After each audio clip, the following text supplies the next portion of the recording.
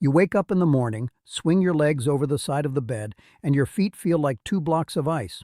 Or maybe you've noticed that your ankles are a little puffy by evening, or your legs feel heavy and tired after just a short walk. If any of that sounds familiar, you're not alone, and more importantly, you're not stuck.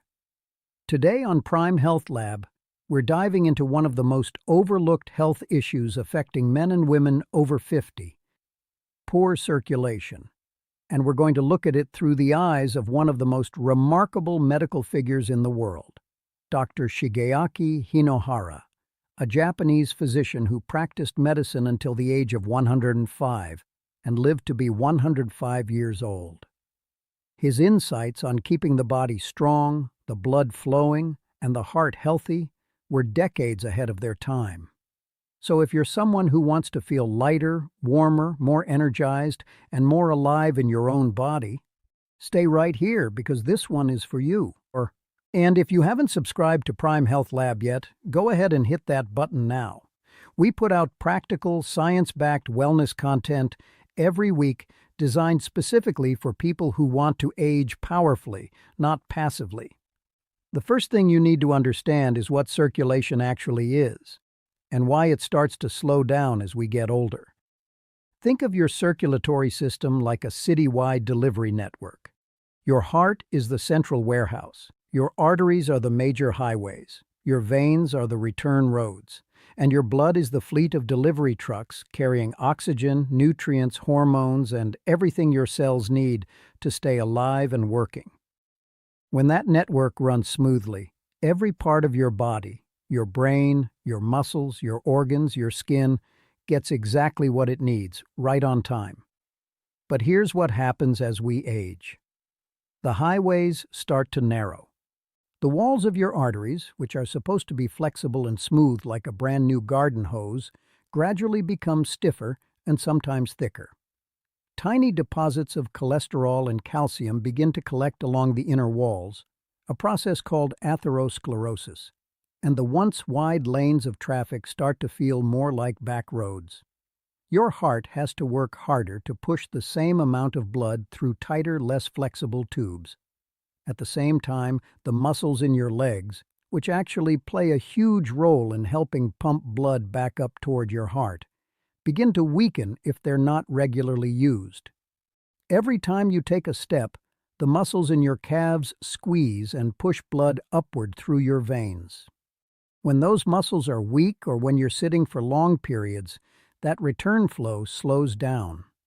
Blood begins to pool in the lower legs and feet. That's why your ankles swell. That's why your feet feel cold. That's why your legs feel heavy and tired even when you haven't done very much.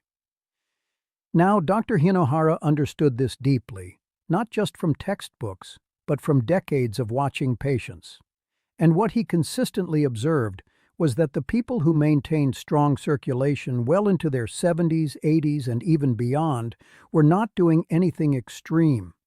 They weren't running marathons or following complicated protocols.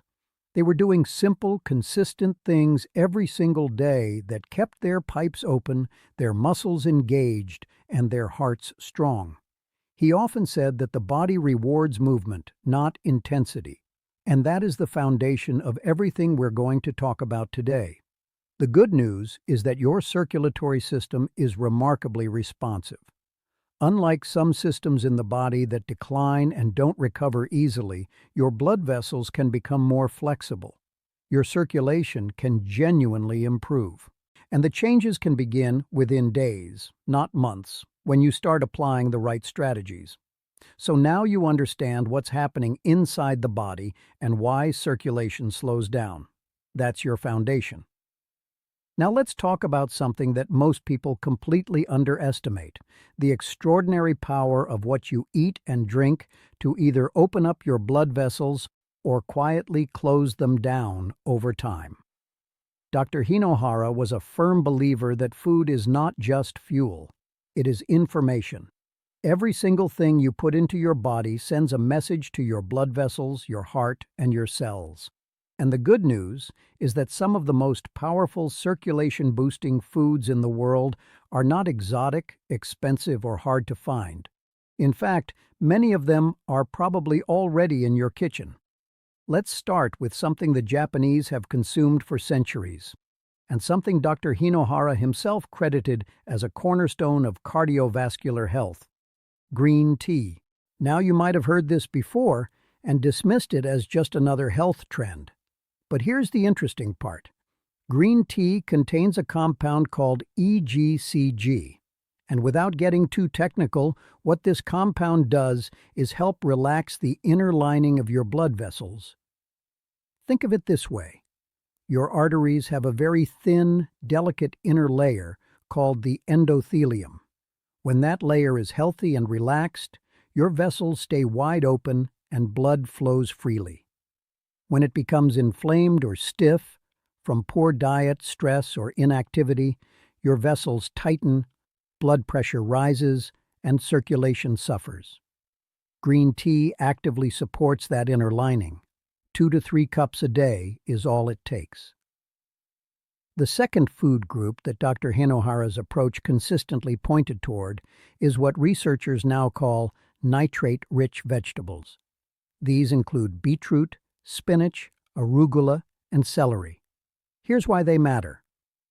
When you eat these vegetables, your body converts their natural nitrates into something called nitric oxide. And nitric oxide is like a master key for your circulatory system. It signals the walls of your blood vessels to relax and widen, a process called vasodilation. More width means less resistance. Less resistance means your heart doesn't have to strain as hard, and blood reaches your legs, your feet, and your extremities much more easily. A small glass of beetroot juice in the morning or a spinach-rich lunch can make a measurable difference in how your legs feel by the end of the day. Now let's talk about something that quietly damages circulation and that most people over 50 are consuming far too much of without realizing it, and that is refined sugar and processed carbohydrates. White bread, packaged snacks, sugary drinks, pastries. When these enter your bloodstream, they cause rapid spikes in blood sugar.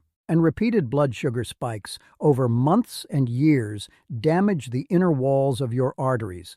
They trigger inflammation. They make vessels stiff. They accelerate exactly the kind of arterial narrowing we talked about in Section 1. Dr. Hinohara ate very modestly. He favored small portions, whole foods, and very little sugar. He once said he never ate a full meal, always stopping before feeling completely full. That simple habit keeps insulin levels stable, reduces inflammation, and protects your vessels day after day. Omega-3 fatty acids deserve a mention here as well. Found in fatty fish like salmon, mackerel, and sardines, as well as in walnuts and flax seeds, omega-3s help keep the blood from becoming too thick and sticky. When blood flows too sluggishly, it increases the risk of clots and reduces the delivery of oxygen to your muscles and organs. Omega-3s keep things moving smoothly. Even 2 servings of fatty fish per week can noticeably support circulation over time. And then there is hydration, the most overlooked factor of all. Your blood is roughly 50% water. When you are even mildly dehydrated, your blood becomes thicker and more viscous, meaning your heart has to work harder to push it through your vessels. Many seniors are chronically mildly dehydrated without ever feeling thirsty because the thirst signal weakens with age. A simple rule: drink a glass of water first thing in the morning before coffee or tea, and keep sipping consistently throughout the day. Warm water is particularly helpful for circulation because it gently encourages vasodilation. So what you're building here is a daily nutritional environment where your blood vessels are consistently nourished, protected, and supported, not from one magic food, but from a pattern of smart, consistent choices. Now let's get into what is arguably the most immediately powerful tool you have for improving circulation. And it costs nothing, requires no equipment, and can be started today. Movement. But not just any movement. The right kind of movement, done in the right way at the right moments throughout your day. Dr. Hinohara worked until he was 105 years old. He climbed stairs instead of taking elevators. He stood while giving lectures that sometimes lasted hours. He walked every day without exception. And when asked about his secret to longevity, he never pointed to a single supplement or medical procedure. He pointed to consistency of gentle, purposeful movement. He believed the body was designed to move little and often, not hard and rarely, and modern circulatory science completely backs him up on this. Here is why movement matters so much for circulation specifically. Remember what we said in Section 1 about the calf muscles acting like a second heart. Every time you contract the muscles in your lower legs, every step you take, every time you rise onto your toes, those muscles squeeze the veins running through them and physically push blood upward toward your heart. This is called the skeletal muscle pump, and for people who sit for long periods, whether working at a desk, watching television, or traveling, that pump goes quiet. Blood pools in the legs, pressure builds in the veins, feet swell, legs ache, circulation stagnates. So the first practice is beautifully simple. Every 30 to 45 minutes that you are sitting, stand up and do 20 to 30 calf raises. Just rise up onto the balls of your feet and lower back down slowly. That's it. It takes less than a minute. But what it does inside your legs is remarkable. It manually activates that muscle pump, pushes pooled blood back into circulation, and sends a fresh wave of oxygenated blood back down into your feet. Many people notice their cold feet warming up within minutes of doing this consistently. The second movement practice that directly targets arterial health is walking, but with one important detail that most people miss. The pace matters less than the duration and the consistency. Dr. Hinohara walked at a comfortable, unhurried pace. What you are aiming for is what researchers call low-intensity sustained movement. When you walk for 20 to 30 minutes at a gentle but continuous pace, your heart rate rises just enough to increase blood flow through your arteries. Over time, weeks and months of consistent daily walks, your arteries actually respond by becoming more flexible and wider. The endothelium, that delicate inner lining we mentioned earlier, begins to produce more nitric oxide naturally. Your vessels open, your blood pressure normalizes, your legs grow stronger. A daily 30-minute walk is, without exaggeration, one of the most powerful cardiovascular medicines available to any human being, and it has zero side effects. Now here is something Dr. Hinohara practiced that surprised many of his patients and colleagues, and that is the deliberate use of temperature contrast for circulation. In Japanese wellness tradition, alternating between warm and cool water exposure has been used for centuries to stimulate blood flow. And the science behind it is straightforward. Warm water causes your blood vessels to dilate and expand. Cool water causes them to contract. When you alternate between the two, even just during the last minute of your shower, switching between warm and cool every 15 to 20 seconds, you are essentially giving your blood vessels an exercise workout. They expand and contract, expand and contract. Over time, this improves their elasticity and their responsiveness. If a full cold shower feels too extreme, simply ending your shower with 30 seconds of cooler water over your legs and feet is enough to get the benefit. Stretching and gentle yoga-style movements are the third pillar here. Tight muscles compress blood vessels and restrict flow. The hip flexors, hamstrings, and lower back are particularly notorious for this in people who sit frequently.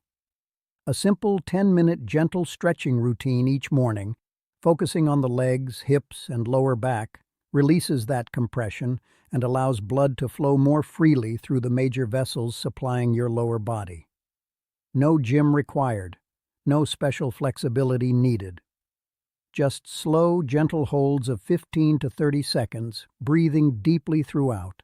And breathing itself deserves its own moment here. Deep diaphragmatic breathing, breathing deeply into your belly rather than shallowly into your chest, creates a pressure change inside your chest cavity that physically assists the return of blood to your heart.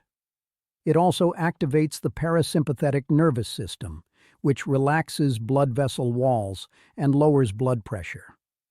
Dr. Hinohara was known for his calm, measured presence. He meditated.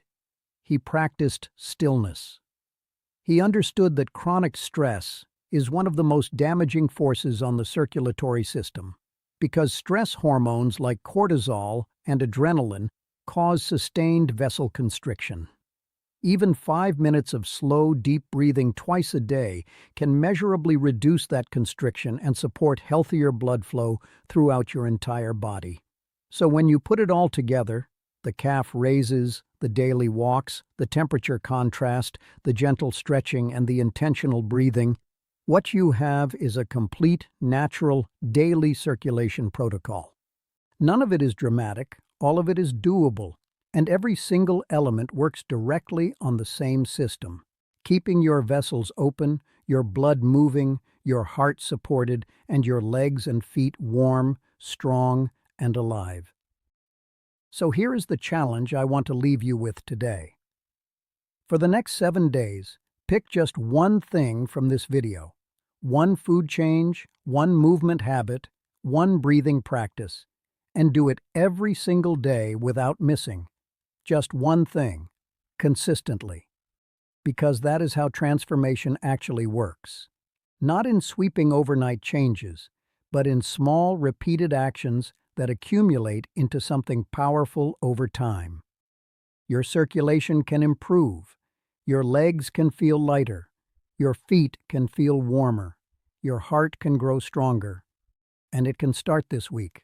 If this video brought you value today, share it with someone you care about, because poor circulation is something millions of people are suffering through silently without knowing that real, natural solutions exist.